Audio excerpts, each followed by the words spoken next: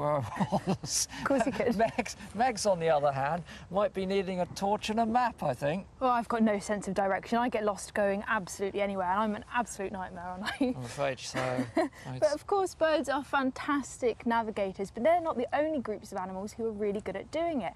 We have our cetaceans too, our whales, dolphins and porpoises, and they travel vast distances. But Chris, how many do you think we've got around UK coastal waters? Well, more than people think. I'm going to say 25 to 30, at least 25 to 30. You're good, aren't you? Was that a fair guess? Yeah, about 30 species. Now, some are, of course, more rare than others. Some migrate and stop by yearly. Others are here all year round. Killer whales, look. Yeah. Blue whales, of course. You see those Blue off the coast of Ireland, can't you, sometimes? Yeah. But hold on a minute. Bowhead, you know, I mean, Bowhead there are only whale? a handful of those left off of Greenland. Surely they're not... No, they do. In 2016, they saw them off the coast of Penzance in Cornwall. Amazing, isn't it? Well, very rare. If it's true, if it's true, yeah. Amazing, bowhead whale. I'll tell you one thing though, you need to iron your prop next time. You've got a bit soggy there, It got a little bit soggy. You've got a bit soggy. Yeah, no, it did. It got a bit damp, didn't it? But I went on a staycation up in Scotland in September, and it's really rare with wildlife that you happen to be in the right place at the right time. But that's exactly where I found myself, because I was able to go and see some really unique animals in a place which I never expected. I was on holiday in the middle of the Scottish Highlands, the land of eagles, rolling mountains and red deer. So when I heard reports of some extremely rare and extremely large cetaceans in an inland loch in Scotland, I was intrigued and I couldn't keep away. There you go. 3 northern bottlenose whales. Normally deep sea specialists, they were causing quite the commotion. Oh, I can't even tell you, it's so exciting when they come up, it's amazing. At a distance, they're often confused with bottlenose dolphins. But these are animals that can reach up to 10 metres long. 3 times the size of a bottlenose dolphin. So a true great giant in these shallow waters. What an amazing sight. I mean, to see any whale is incredibly exciting, but a northern bottlenose whale literally right behind me is just incredible. And these opportunities provide us an insight into the lives of these incredibly elusive animals. We get to figure out more about their behaviour, more about their ecology, things that we wouldn't normally see when they're out in the Atlantic. But whilst I'm really excited, I can't help to be a little bit concerned as well, because this is a species which should be out in the deep, but for some reason they're not. They're here in the shallows.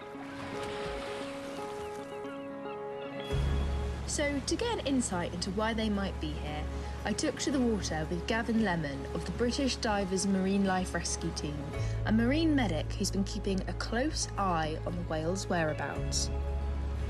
Gavin, you've been monitoring these whales around these lochs now over the past 3-4 weeks. What have you seen?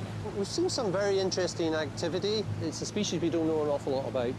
We have a tendency to disappear from loch and then appear in another loch, so it's been sometimes difficult to keep track. It's quite interesting, isn't it? Because this is a species which would naturally feed on squid at quite large depths, and now they're feeding on things like mackerel that are in the loch. So, I mean, that's a bit of a big change for them. How do you think they're going to cope being in such shallow water? Yes, it is a big change. Normally they would feed, as you say, on squid at 500 to maybe 1,000 metres in depth. And here, maximum, we've got maybe 80 or 90 metres. But they seem to be surviving on this, what is an unusual diet for them. We reckon while the fish is here, they'll probably remain. And eventually, as the fish stock disappears, they will hopefully migrate back to the Atlantic, which is really where we want them to be. Are you concerned about them at all? Because it's so unusual, isn't it? We are concerned. We have had a watch of our local medics of about a 20-strong team, keeping an eye on them constantly every day. And we do want to monitor them in case they do beach. That would be our worst-case scenario if they did that. But I guess the big question for me is, why are they even here at all? We're not actually sure why they've appeared here. It could be some sort of natural disturbance out in the Atlantic. It could be a man-made disturbance. Maybe with research we will find out why this is happening, and that research hopefully will be going on, and we'll be able to establish what's causing this situation to happen. Wow. Got to say I'm quite envious of that encounter, to be honest with you. It was amazing, but there was that concern in the back of my mind the whole time, because it is odd that they are there. But to see a whale like that, a whale of that size, I know. It's pretty phenomenal. But it's difficult to judge size when you're whale watching. I mean, you were lucky they were breaching, so you can see more of their body. Sometimes when you're watching cetaceans, you just see them rolling over, a bit of dorsal fin, a bit of tail fluke. But to give you an idea of the size of these northern bottlenose whales, we've got a graphic we can show you now. Look at the size of these animals. They are actually colossal, aren't they? Massive. Look at the size of it. 10 metres, up to 10 metres in length. And it's difficult to appreciate that when you're just seeing bits of them on the surface of the water. And to give it some context, here is a bottlenose dolphin for comparison. And bear in mind, of course, that in the UK we do have the largest bottlenose dolphins in the world. Those in Scotland are the biggest of all of them, but they're dwarfed, literally, by these whales. They're nothing compared to it, are they? Nothing at all. But it just goes to show how big they are and how unadapted they might be in living in those shallow environments. And they were there for quite a significant amount of time. They were there from early September on. But where exactly were they? Well, let's have a little look. I didn't iron that either, unfortunately. You didn't iron No, this? I'm sorry, I will do. Oh, Chris, you've got to do better on Forgot these the board, things. yeah. Oh dear. So we've got Loch Long here, we've got Loch, and we've got Loch Goil. So they were really inland, almost near Glasgow, I have to say.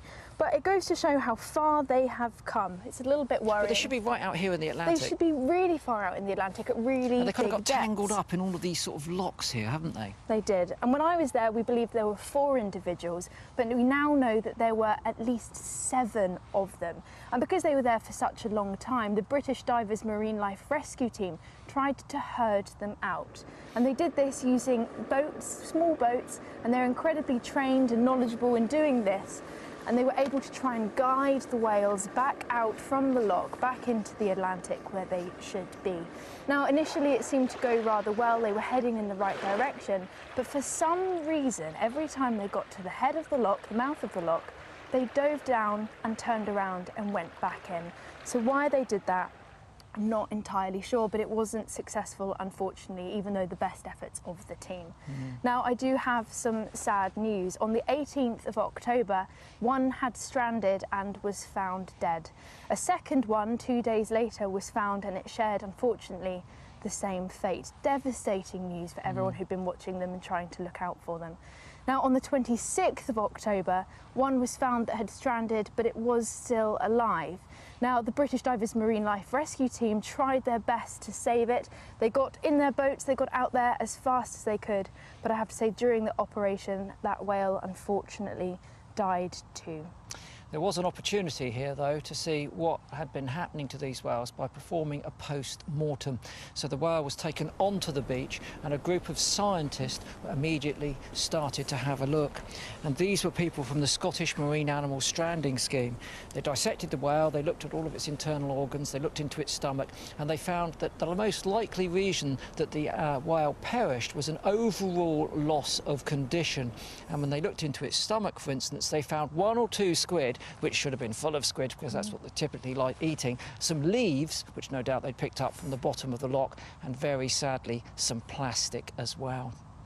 It's really sad, isn't it? Incredibly devastating, of course. They should be full of squid, but why are they there in the first place? What happened? Well, as Gavin mentioned in that video, it could have been that they were following a school of squid or a school of fish of some sort, their primary diet, into the lochs where they got stuck and were unable to find their way out. Another option, it was that there was an acute and intense noise pollution event in the Atlantic, which unfortunately could have drove them in there, and then they weren't willing to return back to the Atlantic. And this species is particularly sensitive to anthropogenic noise pollution. That is noise that we make in the sea, and there's a lot of noise going on in the sea. All of that boat traffic, of course, the propellers, military operations with sonar, and all of these things can obviously disturb these animals. So anyway, that's why they might have been in there. The question is, where are the rest of them now? Well, they haven't been seen now for about a week, so we're not entirely sure where they are right now. But I do really hope that they've managed to find their way back out into the ocean, because of course the food in that loch, as we're going into autumn and winter, is going to be diminishing. The food that is there is going to be running short. So there is the risk that more strandings could happen if they're still within those lochs. But fingers crossed, everything crossed, that these whales have made their way out, because it's absolutely devastating story. Yeah, fantastic animals, absolutely fantastic. Let's hope that they